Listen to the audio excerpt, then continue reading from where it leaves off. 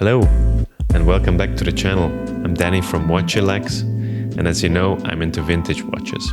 Today I'm back with a piece from my own collection that I had the chance to acquire a few years back now, but I'm still in love with this piece.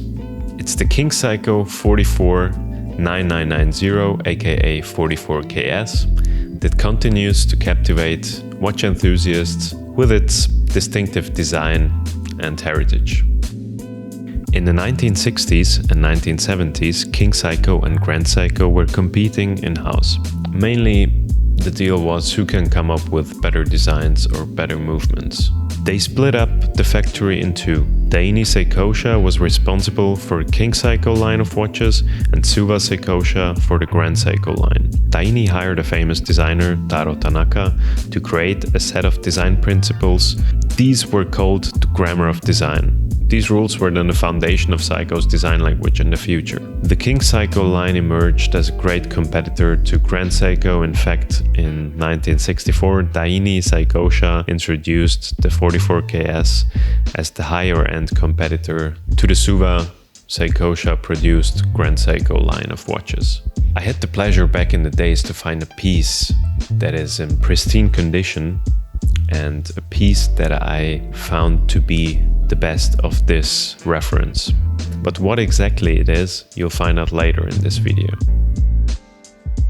Let's discuss the design. The King Seiko 44KS is in my eyes the best one of this era.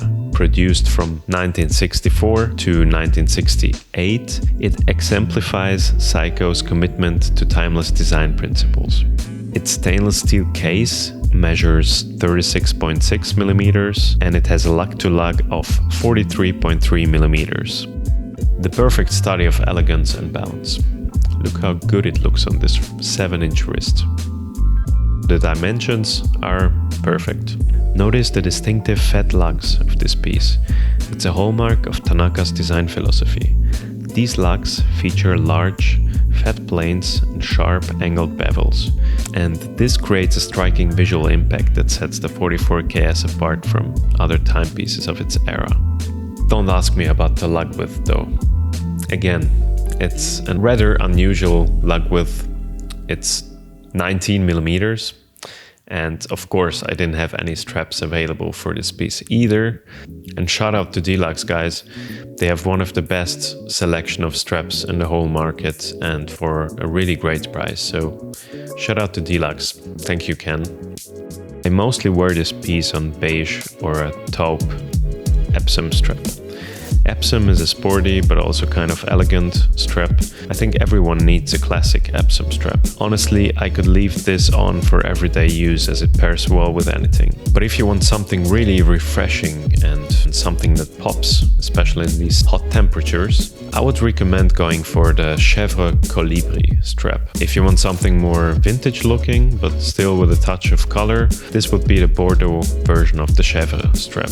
The beauty of Elron Chèvre is the texture and grain. It has a slight pebbled texture and it's very smooth to the touch, making any product immediately look luxurious. Compared to the Epsom strap, the pebbled surface on the Chèvre is formed naturally from the raw goat leather and the tanning process. It also has finer pebbled grain patterns compared to Epsom and is slightly shiny.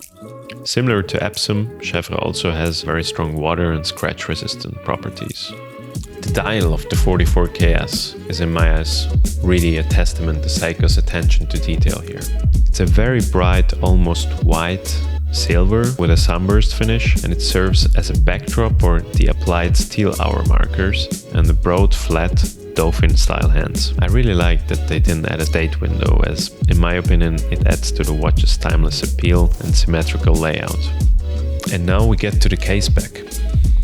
The case back of the 44KS has a gold plate inside, and this is how you can distinguish between the references, because these plates had different signs on it. Starting with the King Seiko coat of arms shield, which was used in references until 1967, when a simple medallion with just Seiko written on it took over. The final models produced in '68 also have a Daini logo added below the Seiko logo. I still have a sticker on it. If you want to read more about it, I'll put a nice blog post in the description and you can read more about the references here. So underneath the case lies the heart of the 44KS, the Seiko 44A movement. This is a hacking 25 joules manual caliber and it beats at 18,000 beats per hour. As part of the second generation changes, the 44KS movement gained a hacking function. Initially, this was achieved using a right-angled lever on the top of the movement, but this proved unreliable, with the lever breaking. This is the reason that today many of these movements no longer hack. This hacking design was then abandoned in 1965 and replaced by a simpler, more reliable solution integrated into the barrel bridge. This is also why I choose to go with the case spec I told you before, with just the Seiko logo on it, just to be sure I had a movement with the updated version, and this is also an insider tip for you. I had to add here that my piece that was serviced approximately 8 years ago from the previous owner runs at ±2 seconds a day, which is fantastic. Despite its remarkable design and history and also high grain movement, this piece remains surprisingly undervalued in today's market. The prices are ranging from $500 up to $1,500 depending on the condition of the watch. I think it's still really affordable and it's a great deal.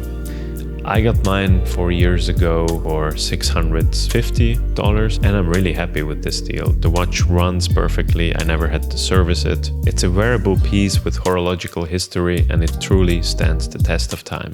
While the King Seiko line lay dormant for years, recent releases signal a renaissance for this iconic brand. But for many enthusiasts, nothing quite compares to the charm of vintage King Seiko.